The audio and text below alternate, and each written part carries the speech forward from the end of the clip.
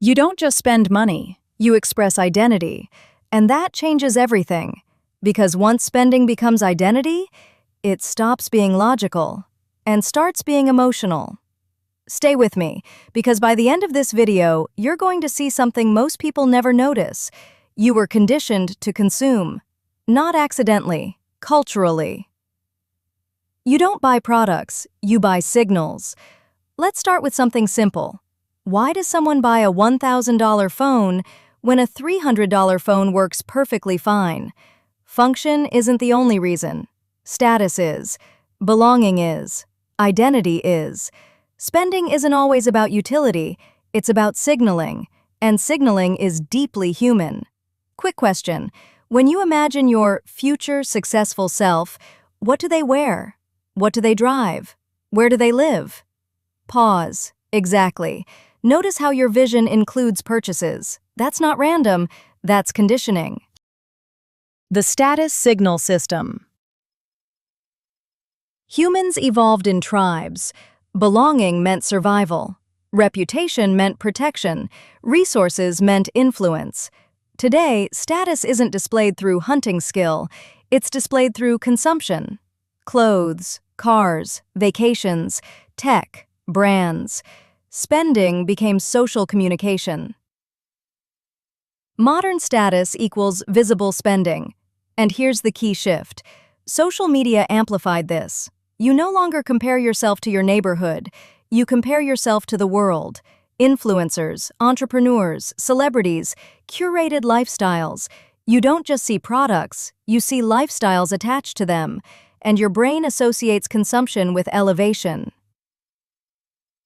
The "you deserve it" narrative.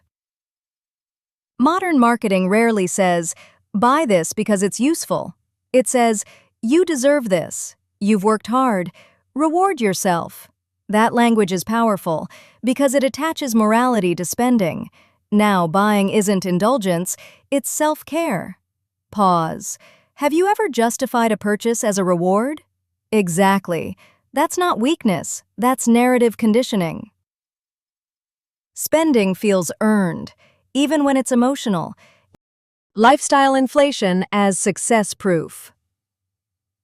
When income increases, spending usually increases, not because needs increase, because identity shifts. You think, I make more now, so I should live better. Better apartment, better car, better clothes, better experiences. But here's the hidden pressure. If you don't upgrade visibly, it feels like stagnation. Cultural message: progress must be seen, and visible progress usually costs money. Quick re-engagement. If your income doubled tomorrow, would your spending stay the same? Be honest. Most people say no. That's lifestyle conditioning. Comparison as a constant trigger. Comparison used to be limited. Now it's constant. You open your phone, someone is traveling, someone bought a house, someone launched a business, someone upgraded something. You don't see their debt, you see their highlight reel. Comparison activates desire. Desire activates spending. Comparison fuels consumption.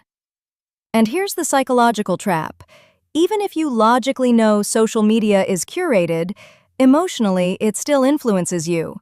Your brain reacts first. Logic arrives later. Consumption as personality. Pay attention to how people describe themselves. I'm a car person. I'm into fashion. I'm a tech guy. I'm a foodie. Notice how identity categories often align with spending categories. The more you tie identity to consumption, the harder it becomes to reduce spending. Because cutting spending feels like shrinking yourself. That's deep conditioning. Midpoint reset. Let's be clear. There's nothing wrong with enjoying things. The problem begins when spending becomes proof of self-worth. When purchases become evidence of success. When lifestyle becomes validation. That's when financial pressure builds silently. You don't spend for survival. You spend for identity. And identity-driven spending is powerful because identity is emotional, not rational. The productivity consumption loop. Another subtle conditioning pattern: Buying productivity tools as progress. New planner, new software, new course, new setup. It feels like growth, but sometimes it's consumption disguised as self-improvement. You don't need the tool, you need consistency, but buying the tool feels like movement. Pause. How many unused subscriptions or courses do you have? Exactly. That's aspirational identity spending. Busy culture plus convenience. Modern culture is fast, busy, optimized for speed, so convenience becomes premium. Food delivery, same-day shipping, ride shares, express everything. Convenience saves time, but it increases spending dramatically, and because everyone uses it, it feels normal. Normalized doesn't mean necessary. When something becomes culturally normal, it stops being questioned. That's the quietest conditioning of all. Success looks expensive. Think about how success is portrayed in media. Big houses, luxury watches, high-end vacations, premium cars. Rarely do you see quiet saving, simple living, low consumption. Wealth is often portrayed as visible, but real wealth is often invisible. And invisible wealth doesn't get attention. So, culturally, visible spending becomes the symbol. Pause. If you stopped trying to look successful, how much would your spending drop?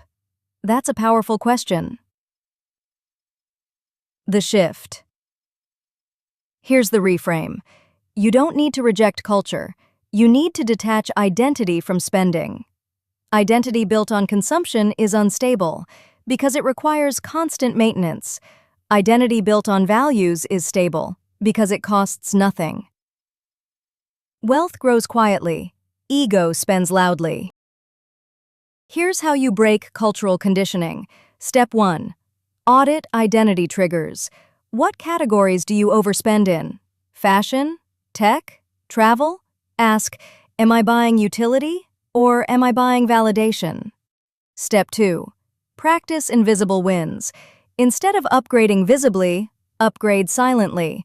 Increase investments, increase savings, increase skill.